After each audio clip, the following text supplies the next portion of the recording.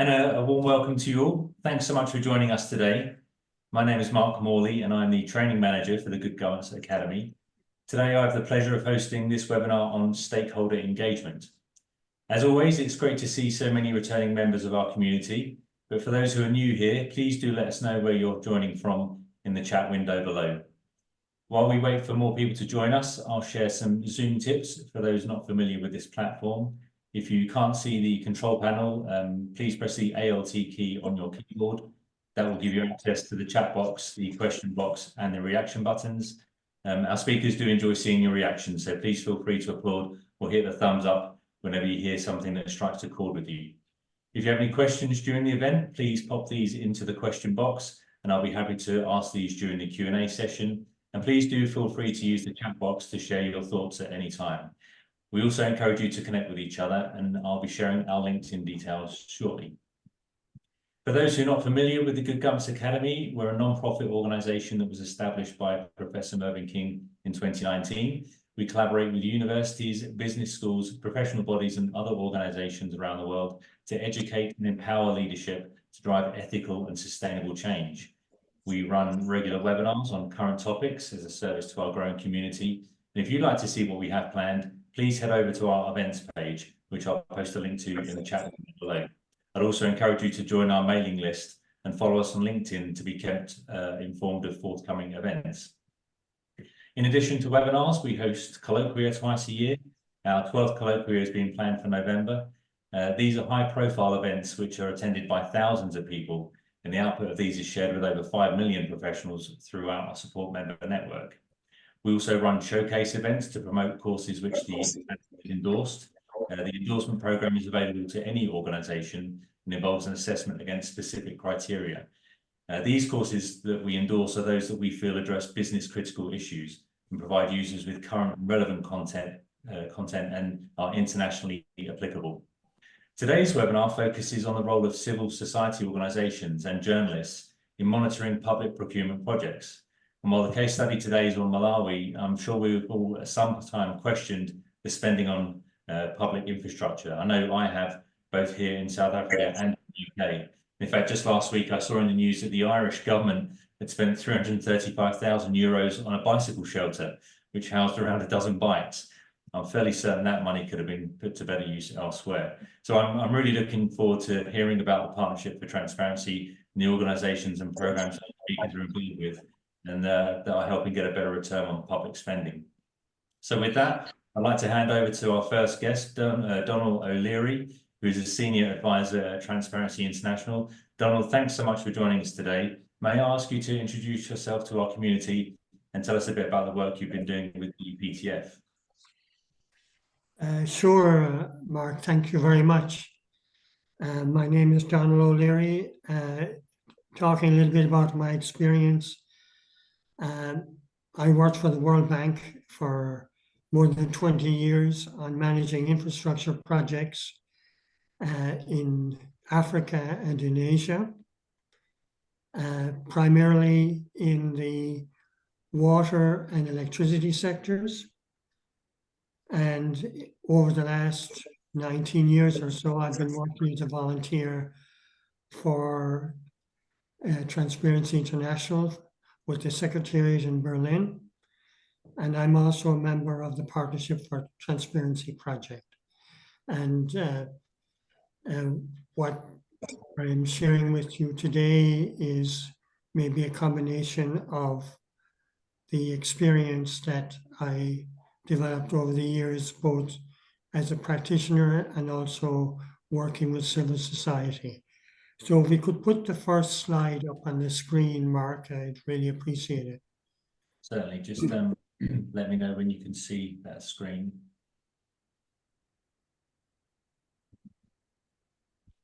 Yeah, I can see it now. Perfect. So what we're talking today about is civil society engagement in public procurement and experience in Malawi.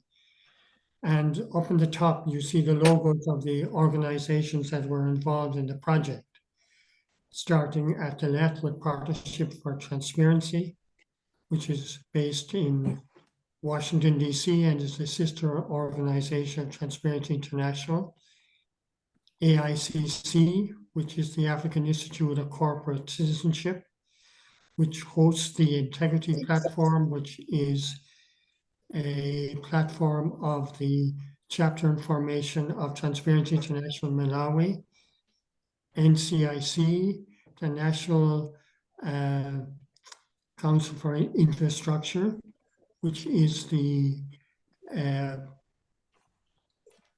which manages the infrastructure sector, and it also hosts COST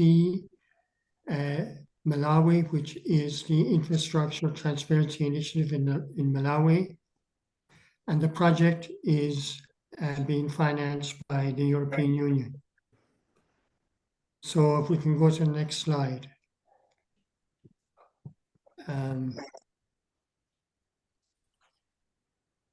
So the overall goal of this project was to enhance the capacity of CSOs at national and local levels in Malawi to demand increased transparency and accountability in public financial management as it pertains to all stages of infrastructure procurement in the project cycle. Can you still hear me okay, Mark? Yes, yes. Okay. So the specific objectives are that a sufficient number of CSOs are trained to monitor public infrastructure procurement and budget expenditures. CSOs will have demonstrated the capacity to monitor public infrastructure procurement and to analyze budget expenditures in public infrastructure, and the full operationalization of the information platform in public infrastructure procurement. And the infrastructure sectors that we were working on were transportation, water supply and sanitation, and building.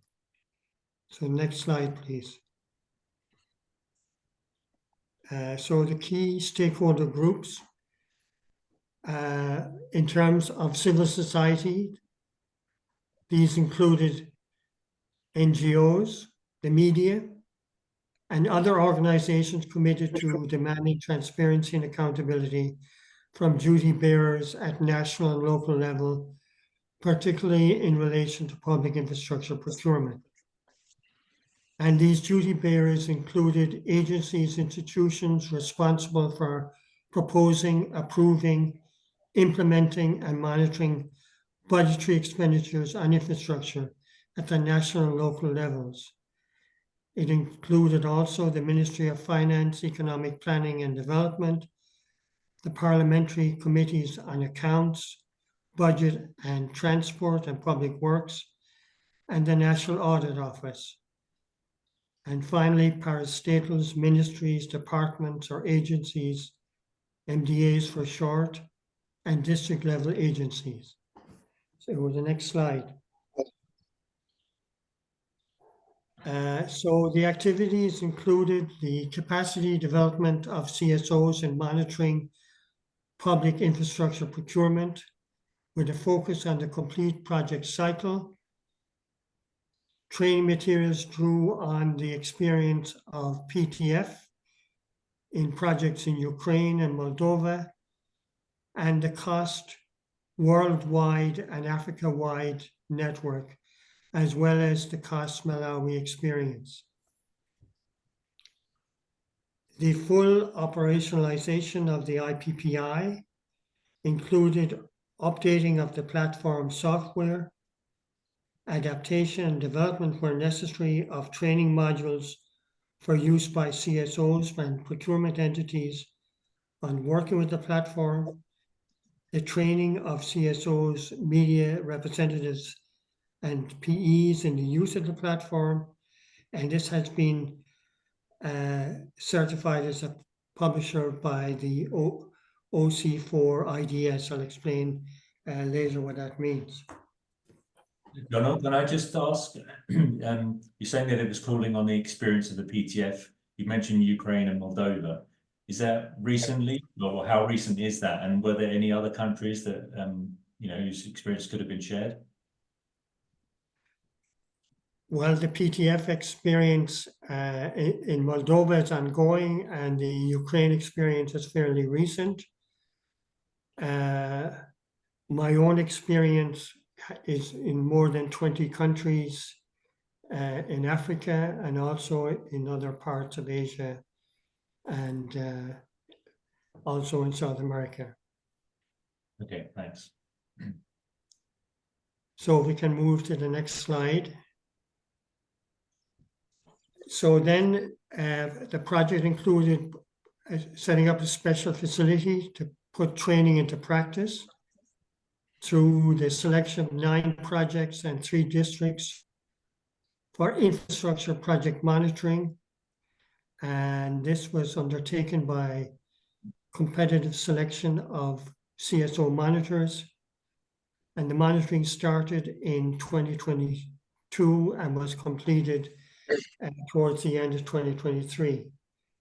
And another major activity was supporting a dialogue between CSOs and duty bearers on public expenditures pertaining to infrastructure procurement.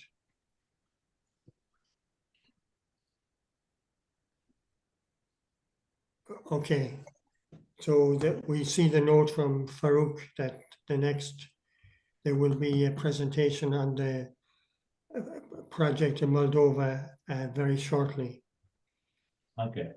And this last component includes undertaking a budget survey with a special focus on budget expenditures pertaining to public infrastructure procurement, and developing an advocacy strategy to address transparency and accountability issues in budgeting expenditures, as well as organizing a dialogue between CSOs and duty bearers. Next slide, please. And sorry, Donald. So the selection of the districts that you mentioned there, is that because they've been performing well or particularly poorly? So they felt they were extra kind of a good place to start the analysis? No, we're not forgetting the districts, and we will certainly we'll be focusing on them quite a bit. So we can have the next slide. So this is the project's set up. And the important thing is that the overall management of the study was in the hands of the COST Malawi multi-stakeholder group, which is a group consisting of members of government agencies, the private sector, as well as many CSOs. And you can see the linkage with the 3 major partners of the project, which included PTF, the National Construction Industry Council, and the African Institute for Corporate Citizenship. And the activities of each one of the members are set out below. But summarizing quickly, the NCIC, the COST Malawi chapter, was responsible for the overall training of the CSOs, as well as for putting in place the infrastructure platform. PTF was responsible for the overall management of the project. And NCIC, the infrastructure platform, was responsible for the CSO input into the project. And there's also a linkage with the COST International Secretariat, which is based in London. And we worked very closely with them and with their the management of the African chapter, which is based in Kampala in Uganda. So we can have the next slide, please. So an important aspect of this kind of project is the communication strategy, which was geared to maximizing results at national and local levels.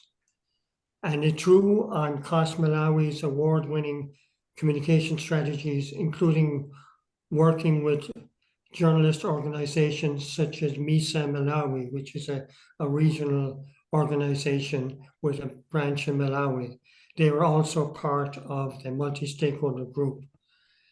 And the strategy included engaging with the media, including radio, TV, and newspapers, and social media, and was fully consistent and well received with the approach set out in the Communications and Visibility Manual for European External Action. And it also included televised debates on infrastructure development sponsored by the project. Next slide, please.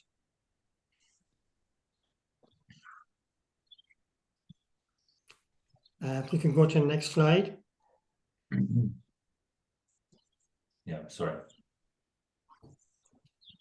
So we've set out here the results of the first 2 years, which basically describe how the first 2 specific objectives were met. There are 3 bullets for the first one and 4 for the second. I will just say right now that all the objectives were met. I am not going to go through each one of them because the time is getting short. We already have covered 15 minutes. But I will, if we can go to the next slide.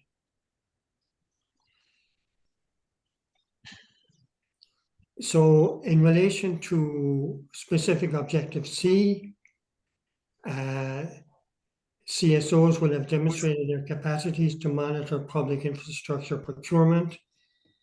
The CSOs were selected in 2 tranches and monitoring work was completed. There were 9 CSOs to monitor infrastructure projects, 3 in each of the North, Central, and Southern regions.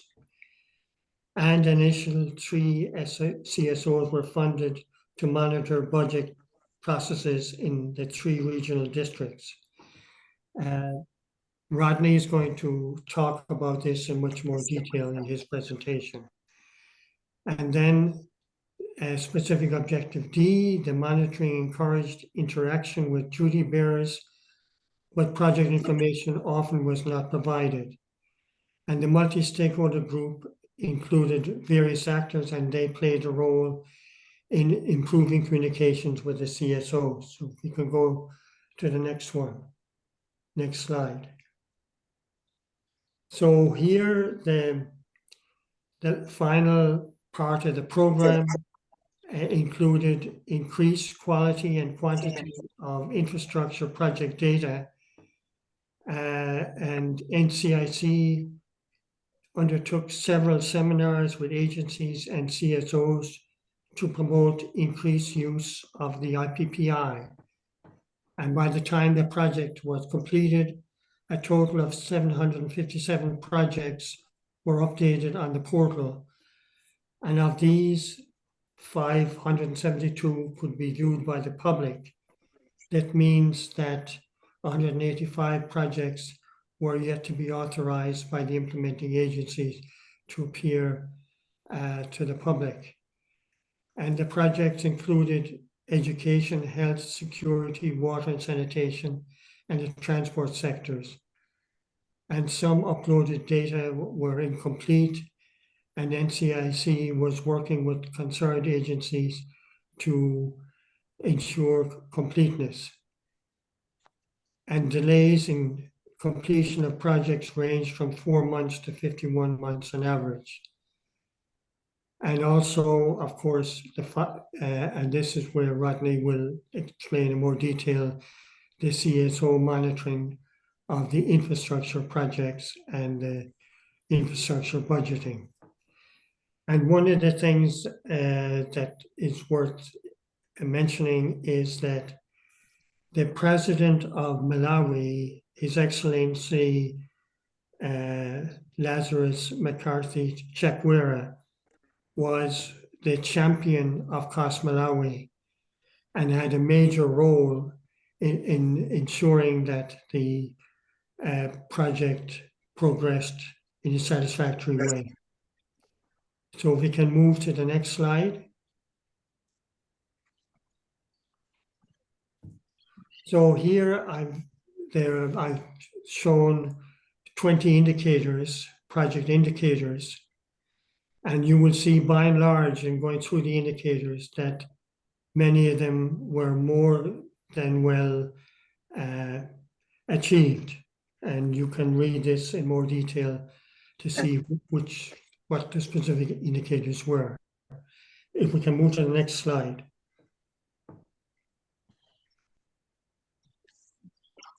So in terms of sustainability of the project, what is important, of course, is continued support of the project portal through the presidential order and subsequent directives from his office, which is called the OPC, continuous upgrading of the portal, continued training of CSOs and media on the portal and the public infrastructure procurement system, continued maintenance by NCIC Cost Malawi of the portal, especially the uploading of information and improved public interface, continued capacity building for MDAs responsible for uploading information on the portal, and finally, routine analysis and reports of uploaded data and sharing with relevant stakeholders. So if we can move to the next slide.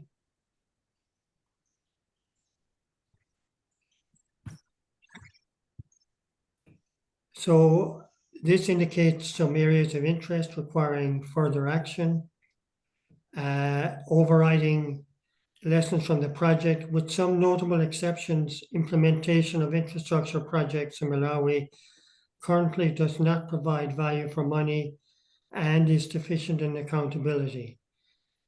And again, Rodney will explain a little bit more about that. As CSOs can help promote transparency, accountability, and anti-corruption in the infrastructure sectors. And then some areas of interest requiring further action: advocacy for increased action on findings from the contracts monitoring, including full disclosure requirements. And this is a requirement in the procurement law. Institutionalization of contracts, procurement monitoring to enhance performance of projects. Supporting developments by MDAs of decentralized communication strategies in relation to infrastructure projects, again, according to the FDR and the Freedom of Information. This is primarily focused on projects that are undertaken at the local level. Popularization and scale up of usage of the IPPI across the country to increase transparency and accountability. And finally, adaptation of the IPPI to handle climate change projects. And in relation to that, PTF, in collaboration with the partners in Malawi, we're going to organize a workshop on this topic on the 30th of October. So that's the end of the presentation. Thank you very much. Thank you, Donald. We don't have any questions at the moment, so I think maybe if we go straight over to Rodney with his presentation, which I'll bring up in a second, and then as we go through, I can check for questions and comments, and we can do them all at the end. So if you just bear with me while I swap over to Rodney's presentation.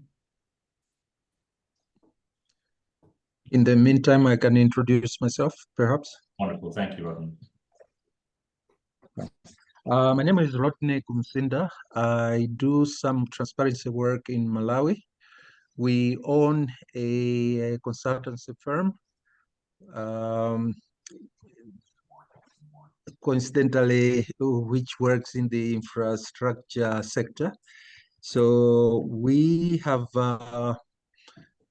built the first interchange in Malawi, and currently we're working on a 6-lane highway with interchanges and all that.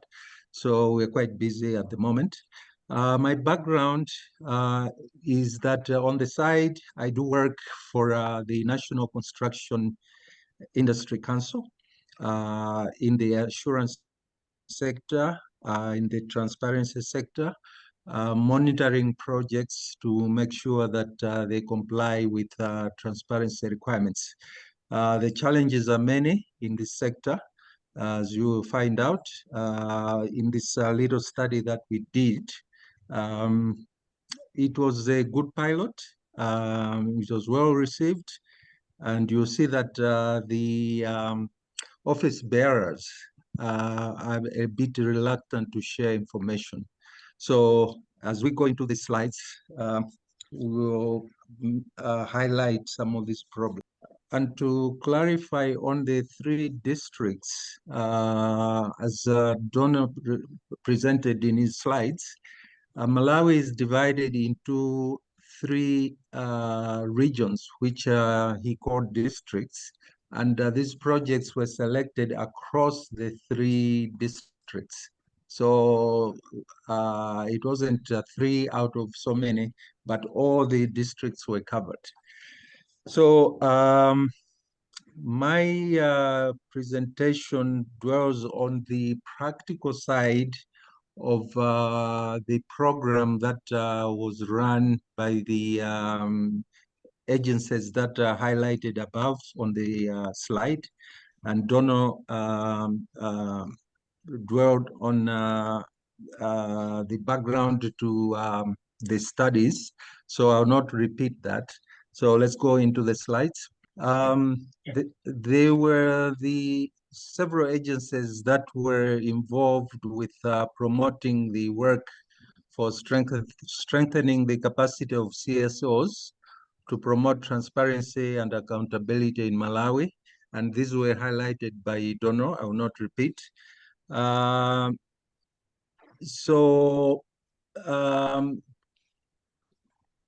Accountability and transparency, the CSOs were trained to look into 9 infrastructure projects and 3 budget projects, so that their capacity would be increased at the national and local level to enable them to demand increased transparency and accountability in the procurement of public infrastructure and public financial management. And as we said before, the project selected 3 CSOs to monitor budgets and 9 CSOs to monitor infrastructure projects in the sectors of roads, water, sanitation, and buildings in the 3 regions of Malawi. The duration of the program was 12 months, within which the CSOs were produced and submitted quarterly reports, and ended up in preparing and submitting a final report, each one of them. Next.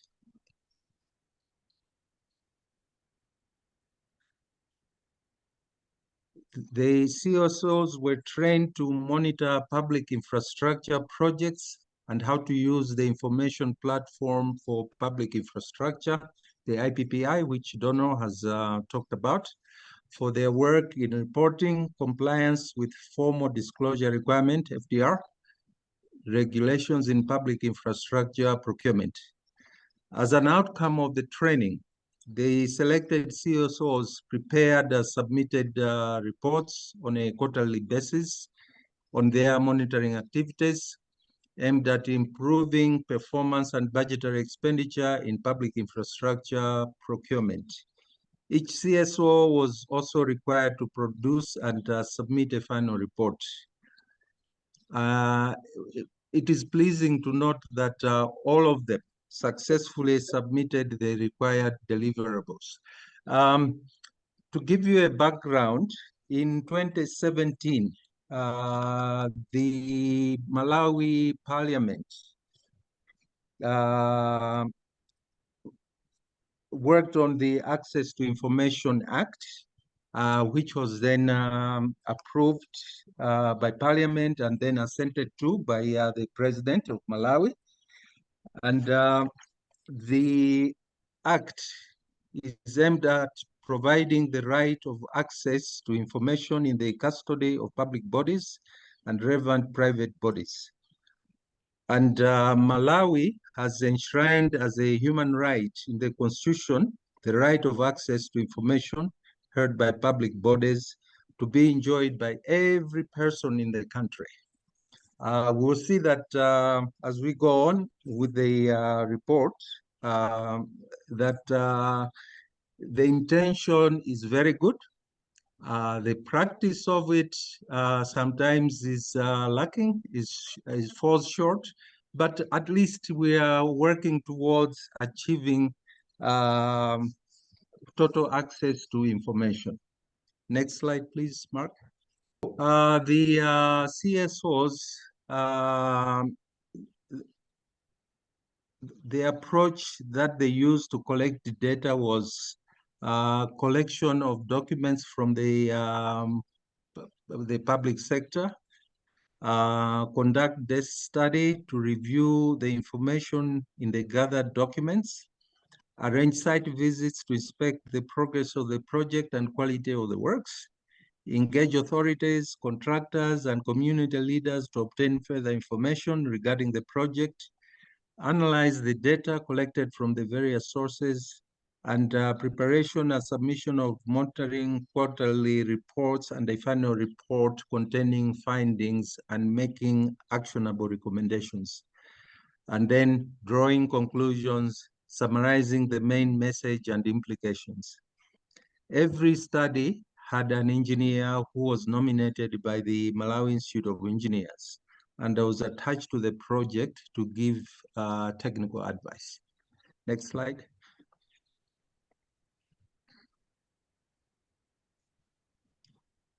As you can see on the chart there, map of Africa, Malawi is a very small country. You blink, you miss it.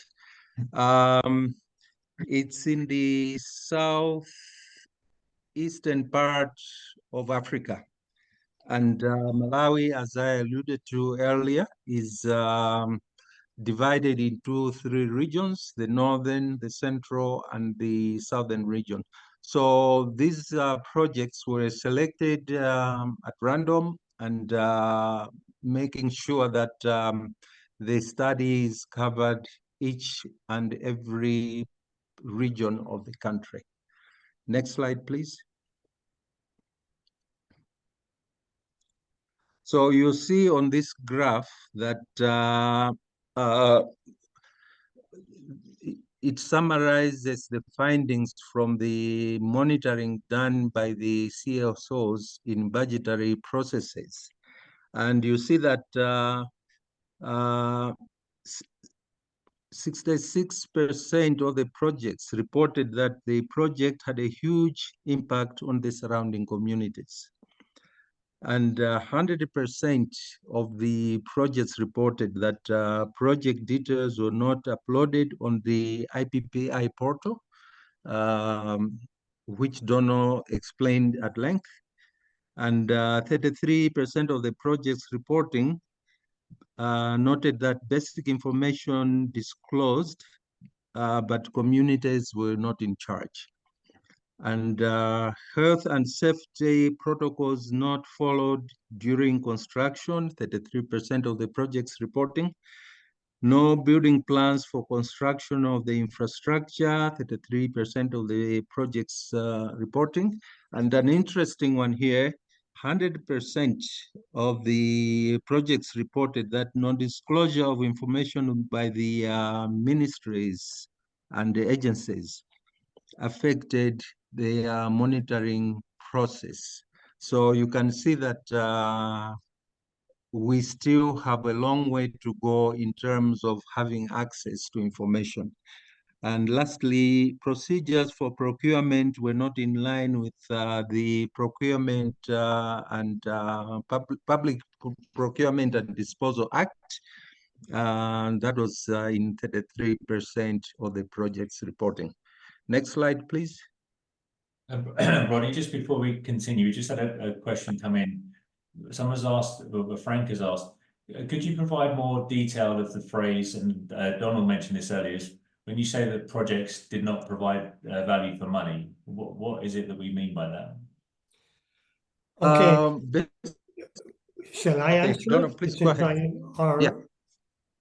Since I made the statement, what I'm referring to there, and Rodney, please feel free to come in, is that in many cases, the projects did not provide value for money because they were basically badly managed, or there were major delays in the projects. In that context, they did not provide value for money.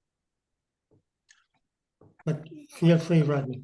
And also, cost overrun is a very big problem in the context of Malawi, in that when projects start, there's big devaluations, and then sometimes the projects suffer because the anticipated cost and the final cost, there's a big variance, and therefore you end up funding more money than you anticipated. So value for money is a big problem in the implementation of these infrastructure projects.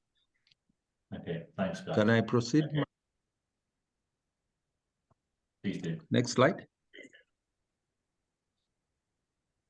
Yeah, recommendations that were made by the CSO monitoring budgetary processes on the infrastructure projects. One of them was civil society organizations should be empowered to be change agents for compelling Parliament to review the Access to Information Act with a view to improving enforcement of information disclosure by procuring and disposal entities. Non-disclosure of information by these entities affected all CSOs monitoring the budget processes. The formal disclosure requirement is not being met in keeping with the Access to Information Act. The other recommendation is that the National Construction Industry Council, through Cost Malawi, should ensure that information is posted and updated regularly on the IPPI platform. The agencies are mandated through the Access to Information Act and the Public Procurement and Disposal Act to ensure that infrastructure project information is uploaded on the IPPI portal to enable proactive disclosure of information. It is also necessary for stakeholders to review whether the IPPI platform is achieving its objective. Such a review can inform stakeholders of the course of action to be taken to improve compliance. If we can go to the next slide, Mark.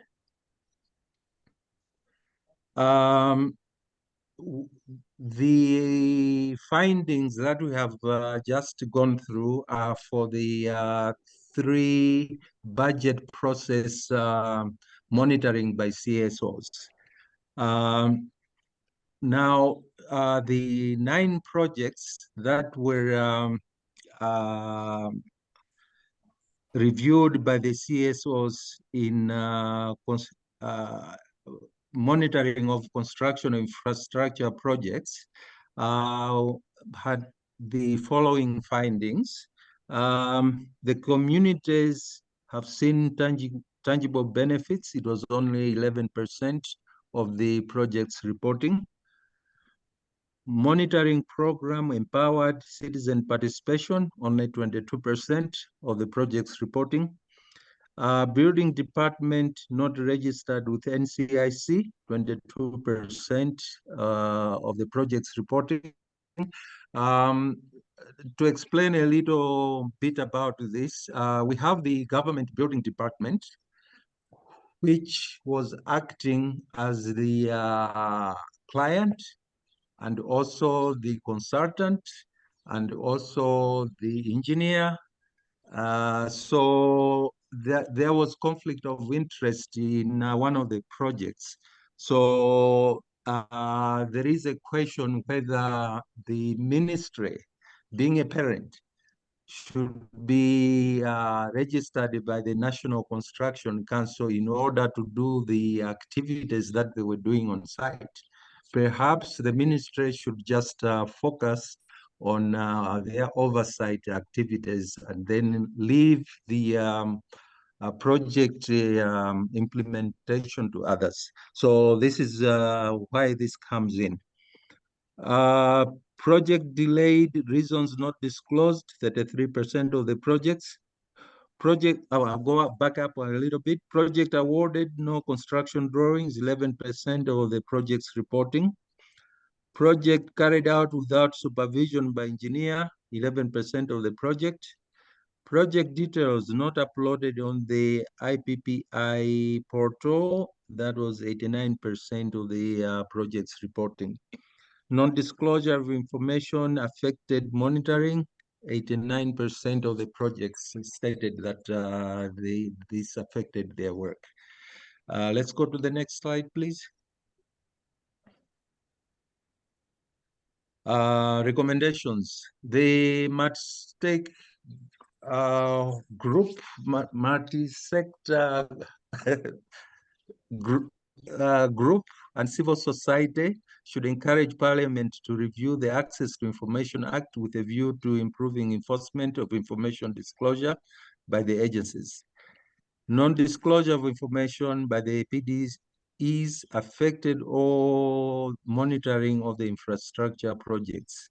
The FDR requirement is not being met in keeping with the access to information. You see that this recommendation was also done by the CSOs monitoring the budgetary process. So the underlying issues and problems seem to be the same, whether you are monitoring the budget or monitoring the infrastructure projects.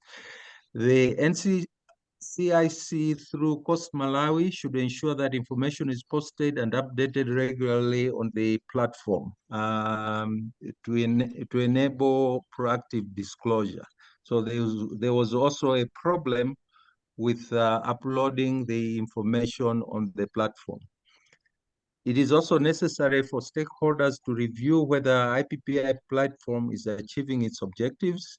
Such a review can inform stakeholders of the course of action to be taken to improve compliance. Next slide, please.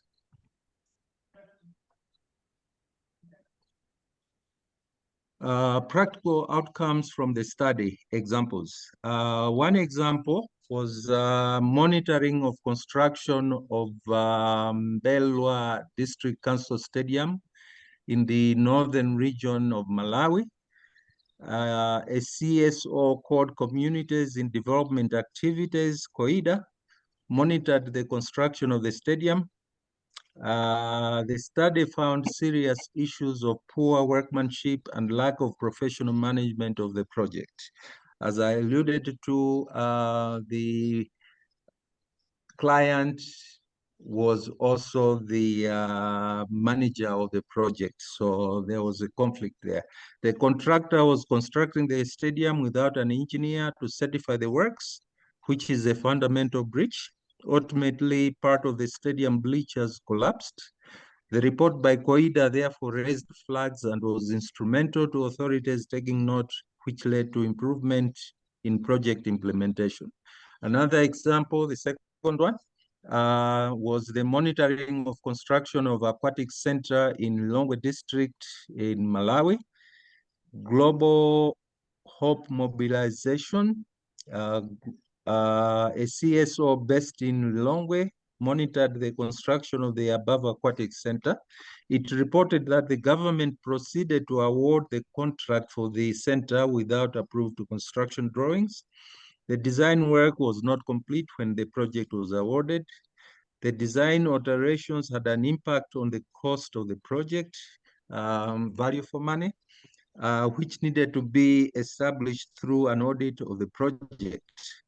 The findings by this CSO led to improvement in the construction management of the project. Next, please.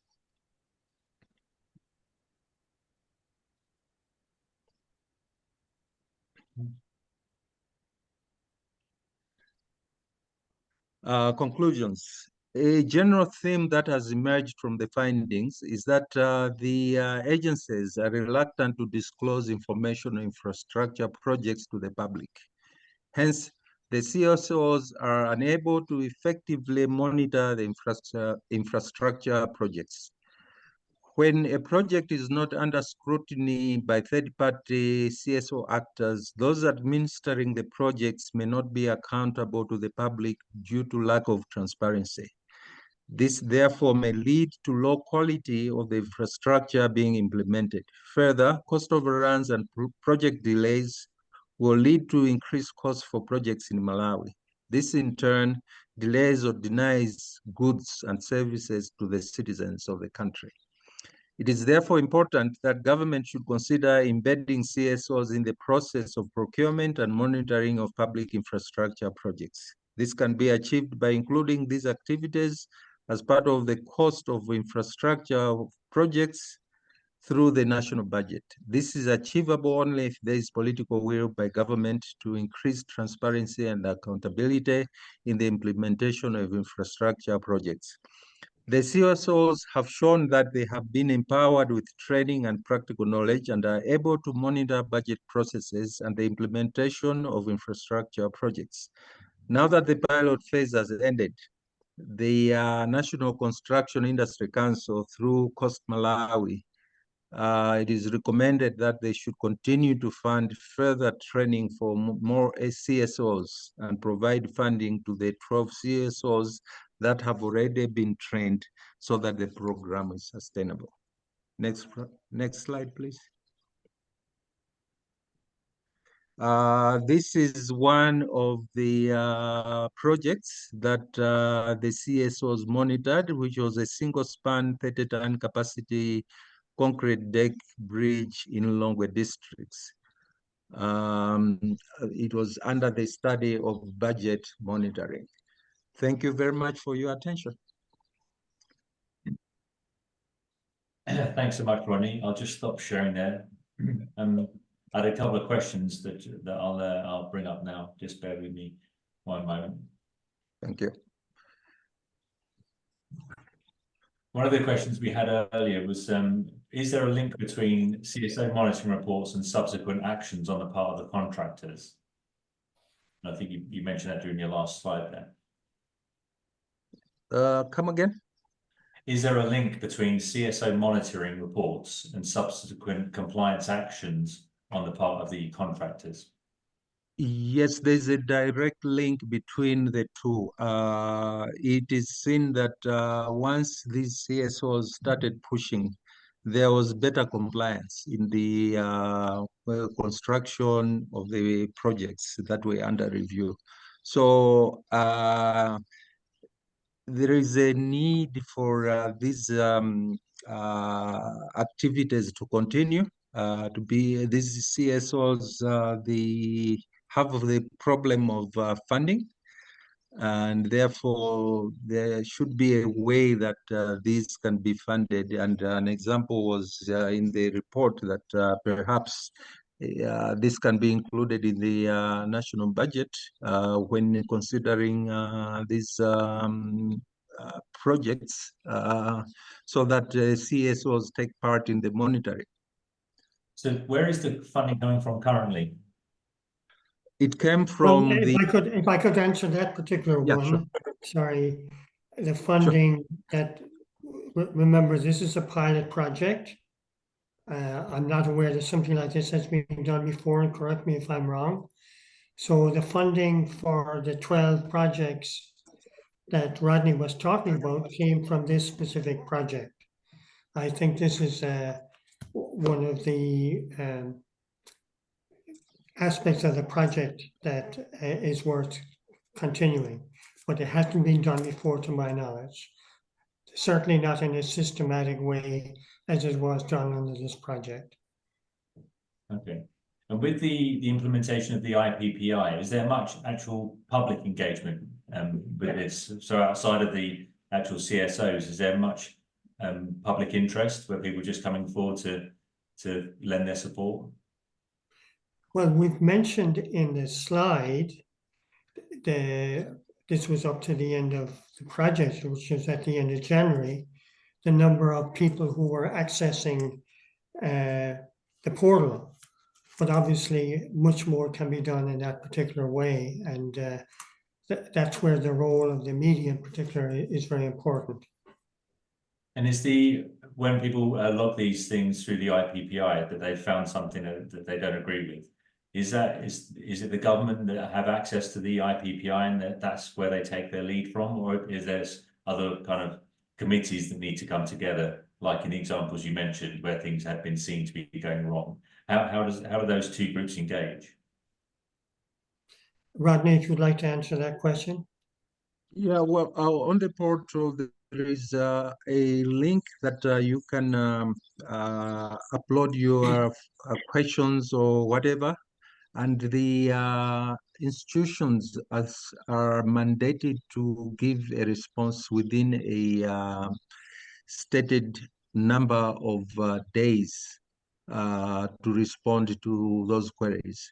The practice of that is doubtful because some may choose to just not respond at all.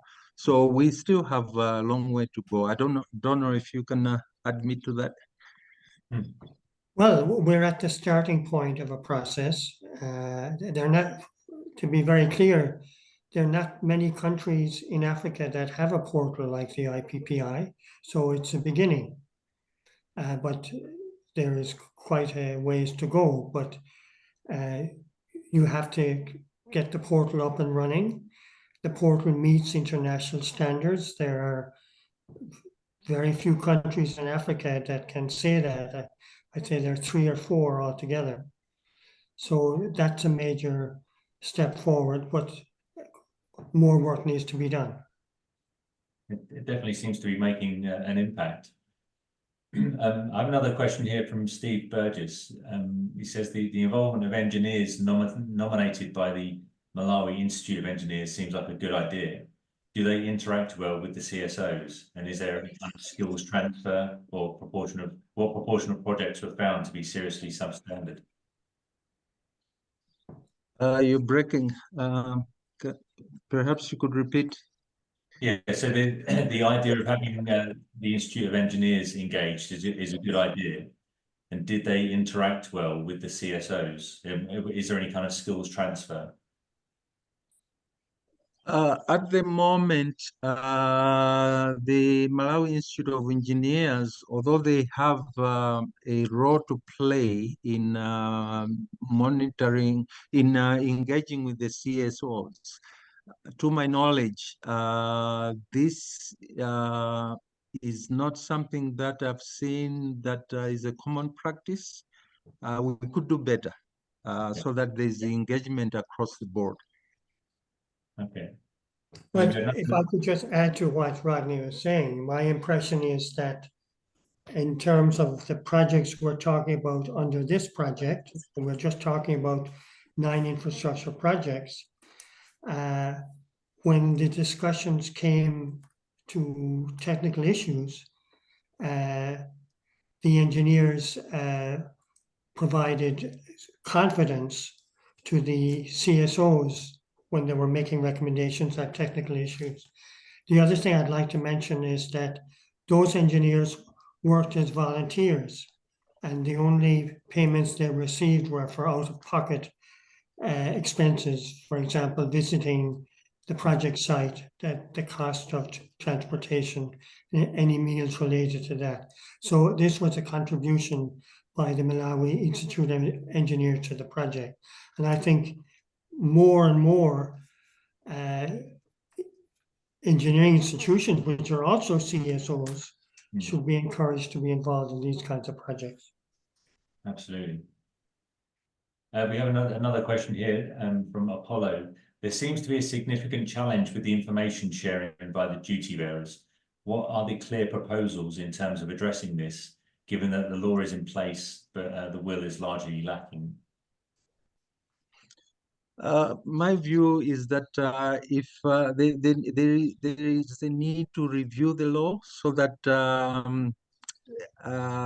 it has teeth, because the penalties that are imposed are not as hefty as one would like. So information officers in these organizations may just sit by and not respond at all. In my work, doing transparency work, I've wore the hat of the World Bank and I've wore the hat of the NCIC. There's a very, very big difference when you are representing the World Bank, you go to an institution and you ask the questions, everybody jumps. But when you come in as NC, the National Construction Industry Council, doing an assurance study for transparency, they are not as responsive as when you are doing some work for the World Bank. So there is a need for these agencies across the board to have stiff, to be penalized, if you will, for not complying with sharing information. Okay. Thanks, Rodney. I think we've got time for one last question here. Do CSOs have access as observers in monitoring the contract bidding process? Are there laws and rules in place that call for competitive bidding on all infrastructure projects above a certain threshold? Not to my knowledge, although the Access to Information Act is there, they have the right to ask for this information. But usually at the opening of the tenders, they are free to attend, but have not seen many of these CSOs. I think it boils down again to the question of not having the enough budget to conduct these activities. Okay. If I could just add to what Rodney is saying, it's also the CSOs need to be constantly upgrading their knowledge of procurement and strengthening the links with the Malawi Institution of Engineers in terms of being considered as reliable partners in monitoring infrastructure projects. Okay. So just as the final thought then, what do you hope to happen next? What's the kind of, are there any quick wins, or what do you think will have the biggest impact in the shortest time? Well, Rodney, would like to say something, and I'll say something. Sustainability of the project. The pilot phase has ended. We would like to see the CSOs continue with their work, that they've received very good training, and the reports that they wrote were very good. And therefore, for them not to have funding and stop here, it would be, I don't know, it's not right that they should not continue with this work. Well, let's hope that they can. If I can just add one thing, Mark. Sure. As I mentioned earlier, we are organizing a workshop at the end of October in Lilongwe in relation to widening the IPPI to cover climate change projects. And we would hope that widening this interest, we will also be able to widen donor support to continue this kind of support for CSOs to monitor infrastructure projects in Malawi. Okay, perfect. Well, listen, if you can share the details with us, then we can share them with our community, and I'm sure there'll be people out there that can support this. So we hope I'd be that's glad to do so. yeah. Well, listen, we're at the top of the hour now, so I have to thank everyone for joining us. Thank the audience for your participation. Thank you, Donald and Rodney, for taking us through those sessions today. We love the insights, and we'll be able to share this recording and those presentations with our community following this call. So thank you again for joining us, and we look forward to seeing you next time. Thank you, Mark. Thank you very much. Thanks, Mark.